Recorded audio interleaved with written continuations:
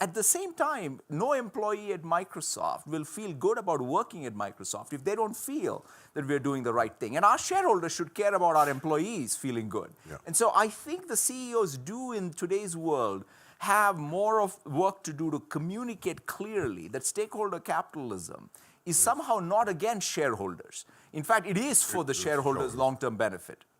Particularly today with Satya Nadella, the CEO of Microsoft, it's a particular pleasure, maybe a particular challenge also, because you are one of the most admired business leaders in the world. You have done something which so much fits into the philosophy which we are promoting this during this annual meeting, to be environmentally, to be carbon neutral, and you do even more in your announcement. You do not only commit to be carbon neutral in a relatively short time, but you say we want to recuperate from the air all the bad stuff which Microsoft has sent into the air since its creation, I think 40 years ago. Now let me ask you the first question. You are today the most valuable company in the world, and you always have been a promoter of this notion to create long-term shared value, and we discuss here the adoption of a comprehensive, unified ESG measurement system, but you have been a pioneer. You have submitted your company to all kinds of criteria. Now, what is your recipe? I put it in a very short question. What is your recipe to do good and to do well at the same time? First of all, it's great to be back and to do this chat with you, Klaus. And it's fantastic to, in particular, this year's forum, I think, has even a particularly different tenor even. And it's thanks to sort of a lot of what you have set in motion. So when I look at what's the social purpose of a firm or a corporation, if last year, perhaps there were more books written on capitalism and how capitalism needs to be redefined than ever before. And one such book, written by an Oxford economist called Colin Mayer, there's a very good definition of the social purpose of a firm, where he says a corporation finds profitable solutions to the challenges of people and planet.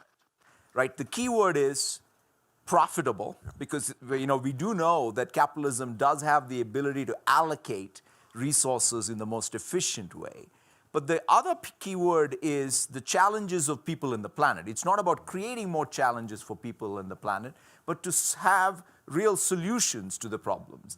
I like that. In fact, as a platform company at Microsoft, it's not about even doing ESG for ESG's sake. The core business model of the company is this business model.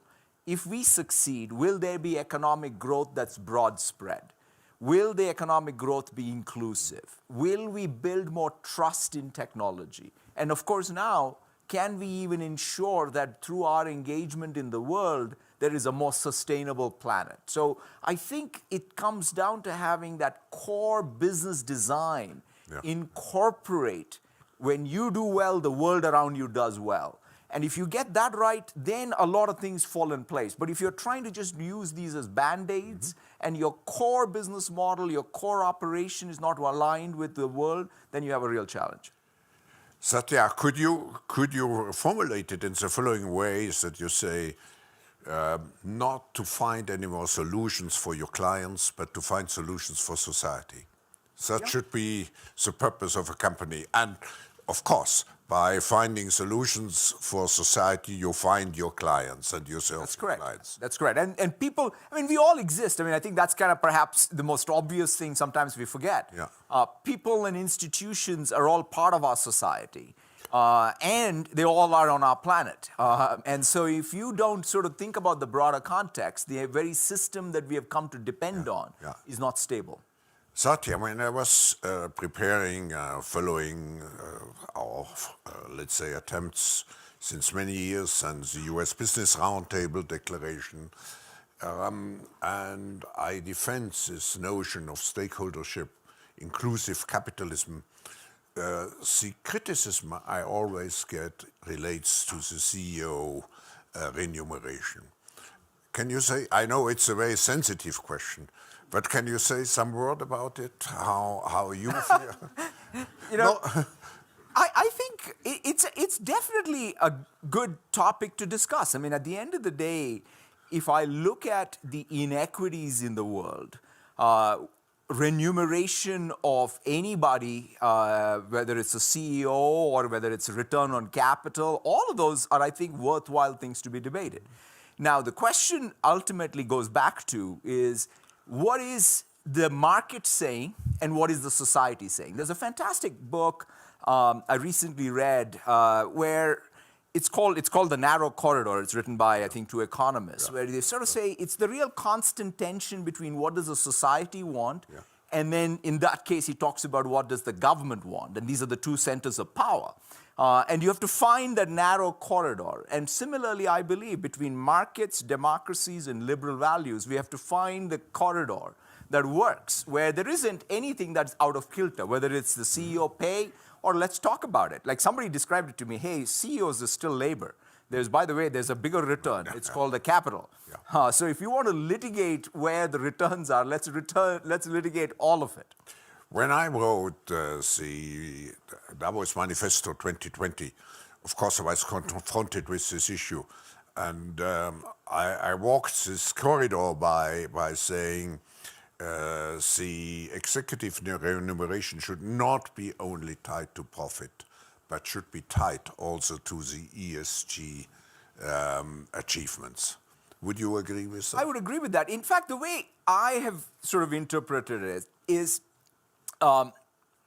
take all of the initiatives we've done. I actually go make the case to our shareholders that it is in their long-term interest that we do what we're doing. So for example, I'll give you even a very practical thing we did. A few years ago, we said we want to extend our parental leave and sick leave, not just to our employees, but even to the vendors who work. Because after all, they're working right in the same offices and having very disparate benefits. Makes no sense. So we said, okay, how do we do that? Of course, we have to pay for it. In other words, we will have to subsidize it. So that's profit out of our bottom line. And at the same time, no employee at Microsoft will feel good about working at Microsoft if they don't feel that we're doing the right thing. And our shareholders should care about our employees feeling good. And so I think the CEOs do in today's world have more of work to do to communicate clearly that stakeholder capitalism is somehow not against shareholders. In fact, it is for the shareholders' long-term benefit. It's more the clash between short-term and long-term, and not between, let's say, shareholder capitalism and stakeholder capitalism. That is absolutely right. If I may change the subject, in the name of national security, for example, you cannot sell your products in China anymore, I think from 23 on, to governmental units. Are you concerned that the world is developing in the direction of two circles, with each with its own technology rules, and actually we create this technology Cold War?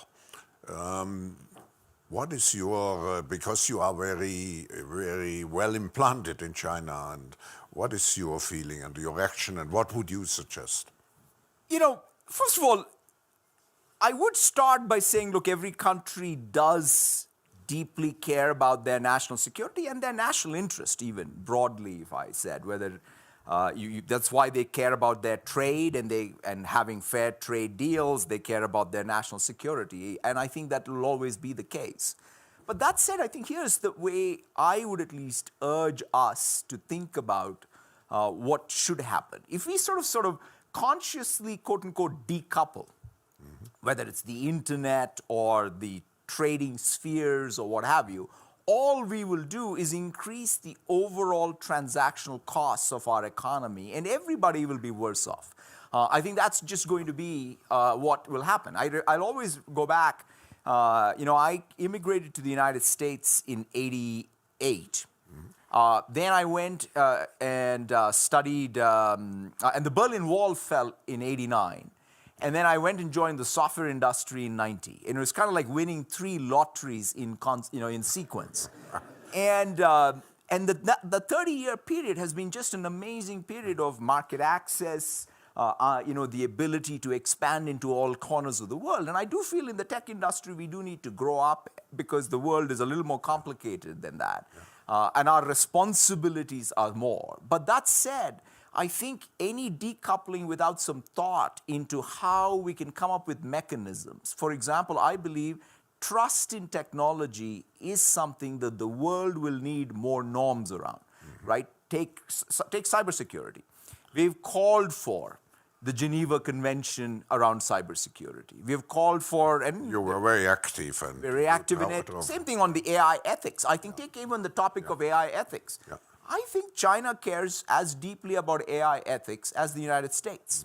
To assume that somehow the Chinese people and the Chinese government are also not going to worry about the implications of AI run wild would be a problem. And so therefore, I think both the United States and China and the European Union having a set of principles that govern what this technology can mean in our societies and the world at large is probably more in need today than it was in the last 30 years. Now, one of the key issues in the economy of today is how we handle data. And I think it was you who at least you spoke out for data dignity. And of course, we have a tension. How much do we protect privacy? How much do we use the potential of those data for good? Yeah. Now, you have expressed yourself on several occasions. Could you just repeat what is your opinion about this whole issue of privacy, which worries so many people?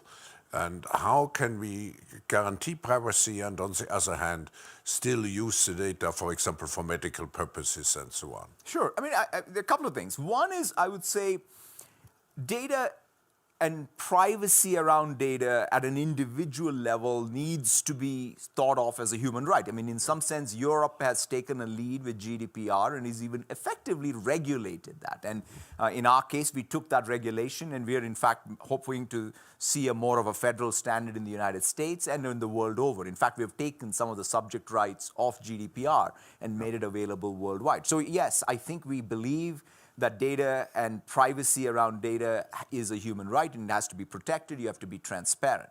Now, but here's the interesting thing. I think that this term I like, which we use called data dignity, goes one step further than privacy, because data that you contribute to the world is got utility. Utility for you, utility for the business that may be giving you a service in return, and the world at large. How do we account for that surplus being created around data? And who is in control around giving those rights? That's the next level of, I think, work we all need to do, where it's not just, oh, I have privacy and I just give away my data. I should be able to, in fact, control in a much more finer-grained way how my data is being used to create both utility for me and the world and the causes I care about. Let's see with the public. Would you agree with the statement? Yes, I think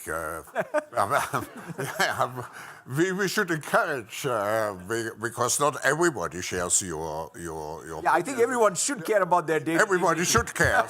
That's the reason. If not, then that's a different world. That's the reason why I wanted to get you encouraged by the reaction of the public. But could you go one step further and you could see something? I just invent the expression. I don't know whether it has been used. A data wallet for everybody. So a data what? Wallet. Wallet, So he can decide whether he actually sells the data related to him. Absolutely. I mean, I think that these are the kind of mechanisms we should be experimenting with. Which today, if you think about the exchange, what is ad-funded business model?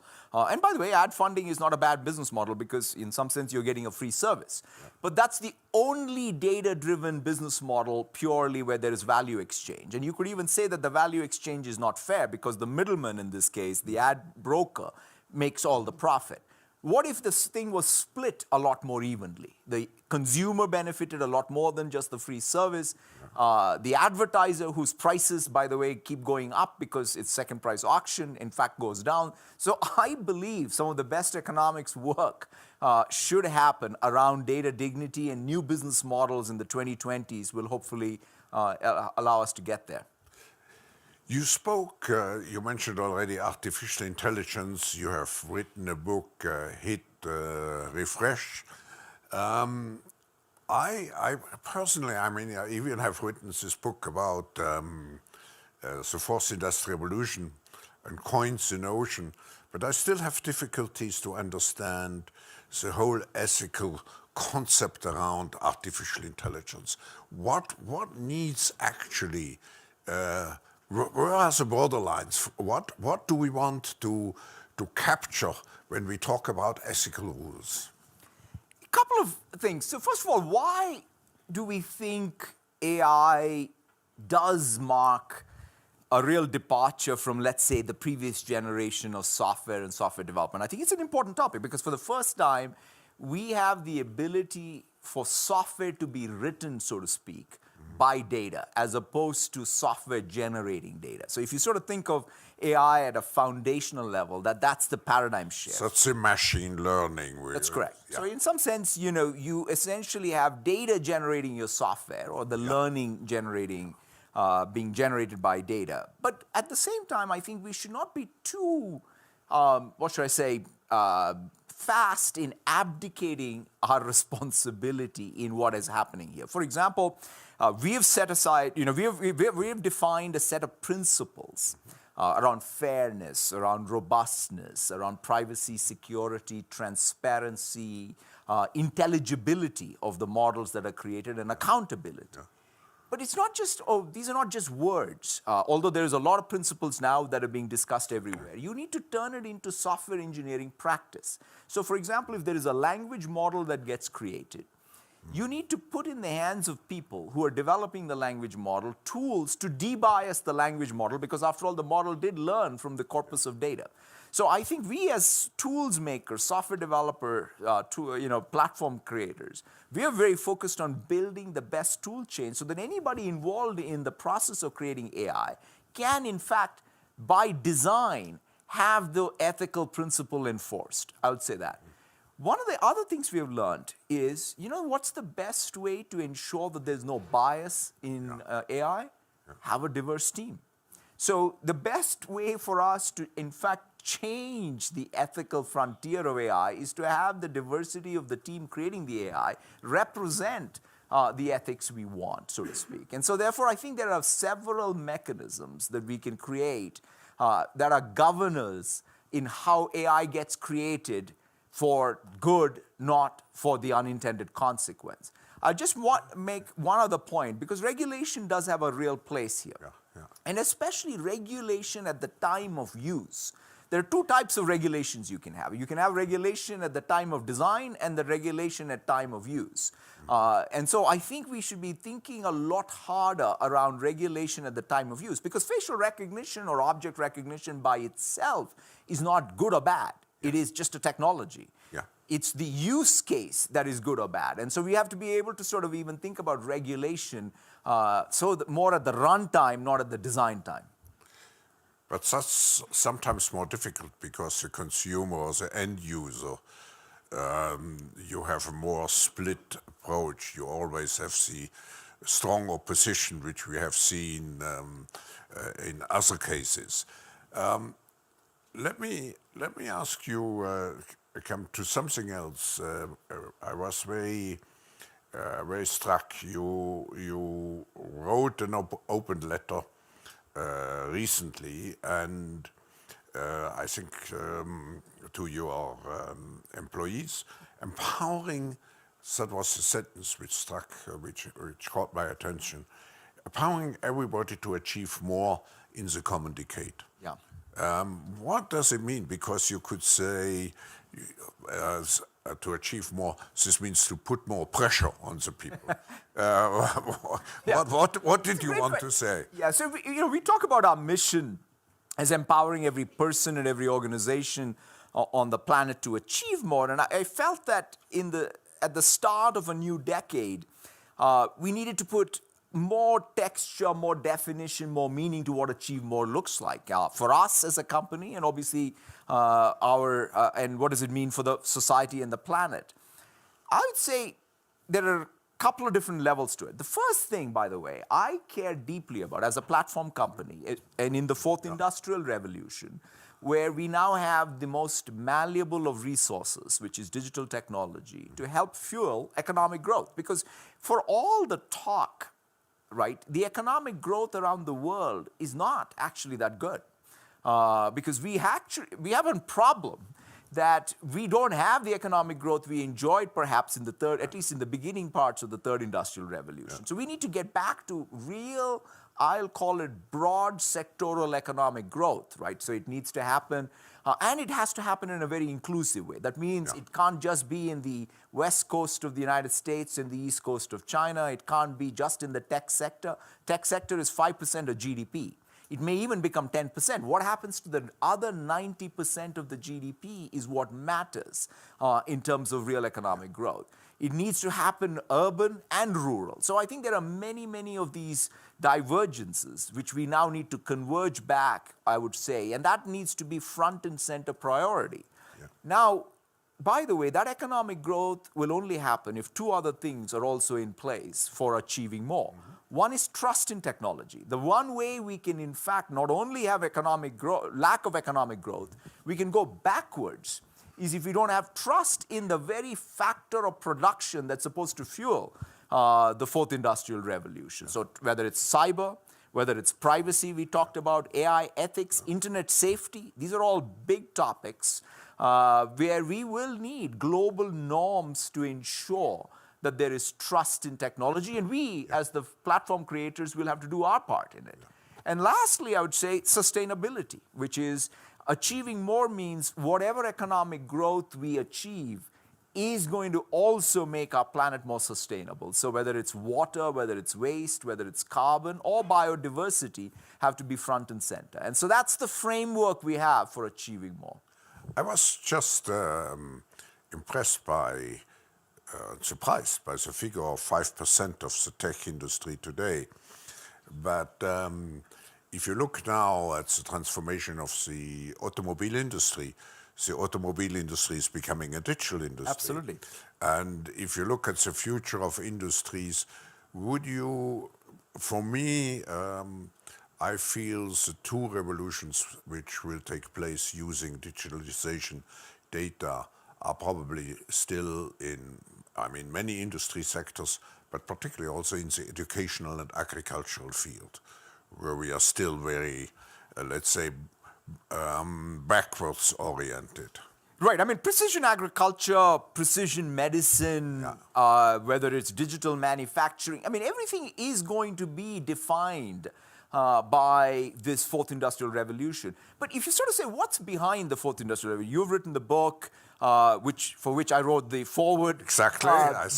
The fundamental thing that you're seeing is the increasing digitization of people, places, and things. Now, once you have this malleable resource, i.e.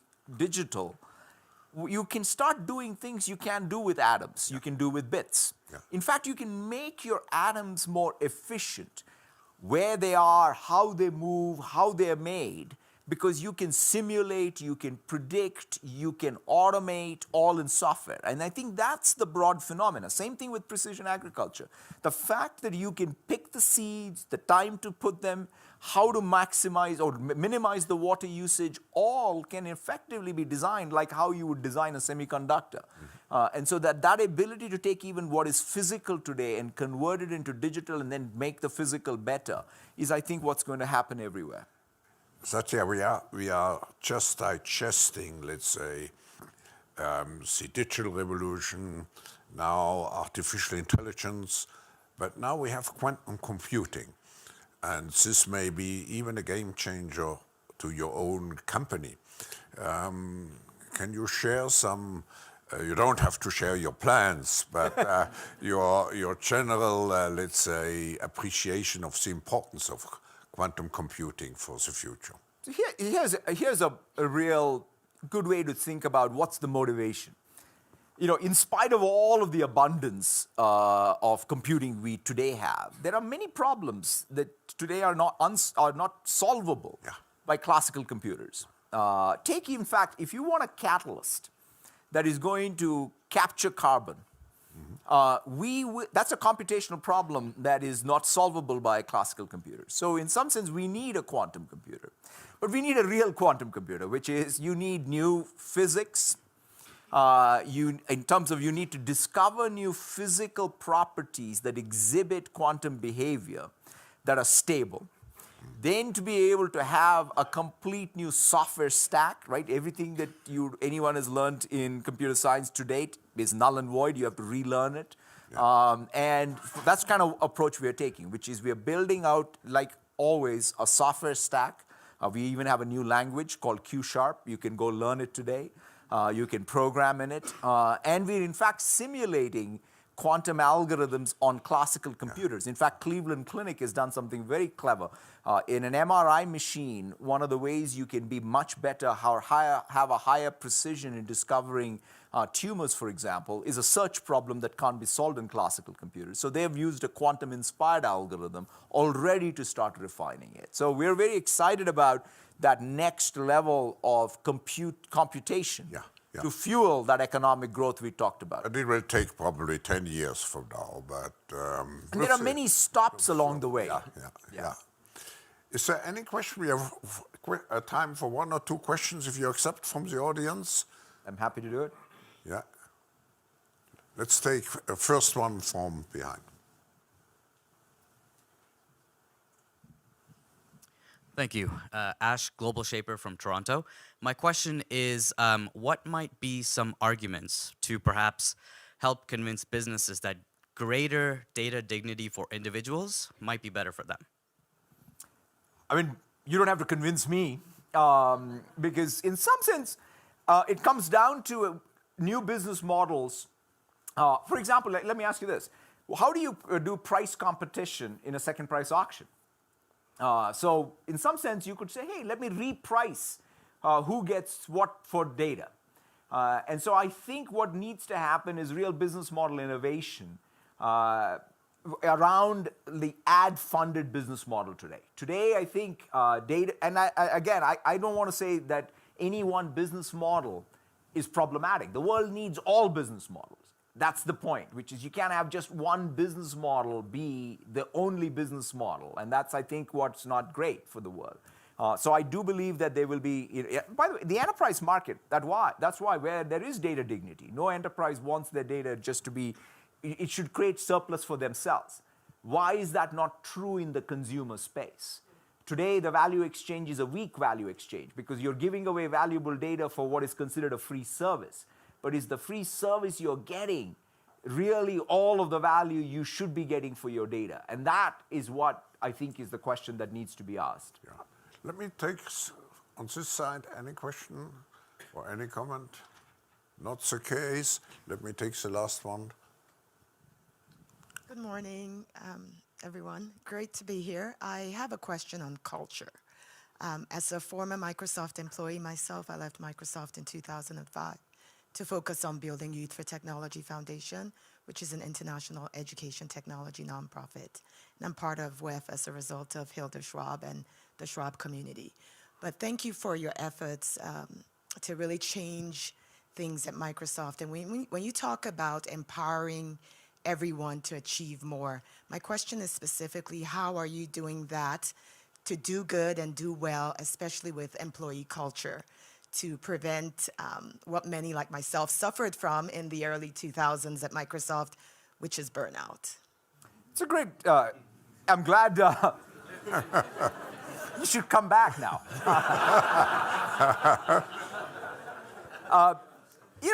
To me, the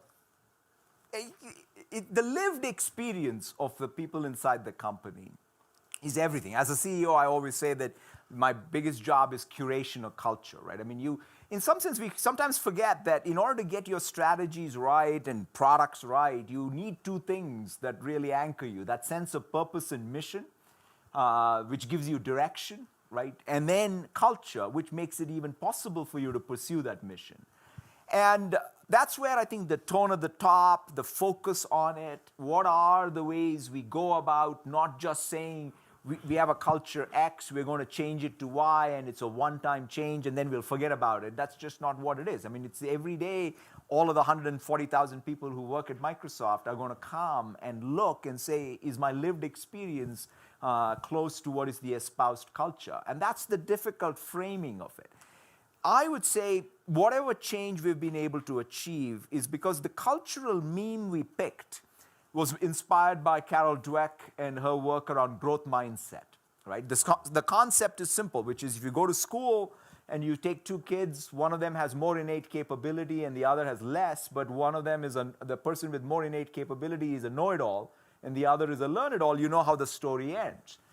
That applies to CEOs, that applies to companies, that applies to all the 140,000 people in the company. And so we have taken that and said, how do we confront, each of us, our fixed mindset each day when it comes to diversity and inclusion, when it comes to customer obsession, when it comes to even how we as a company come together. None of our customers can care less about sort of our divisional boundaries. So we need to come together. That's where you have to confront your fixed mindset. In fact, even today, sometimes people at Microsoft will come to me and say, Satya, we found the 15 people at Microsoft who don't have a growth mindset. That's not the point. The point is not to go look for the 15 people.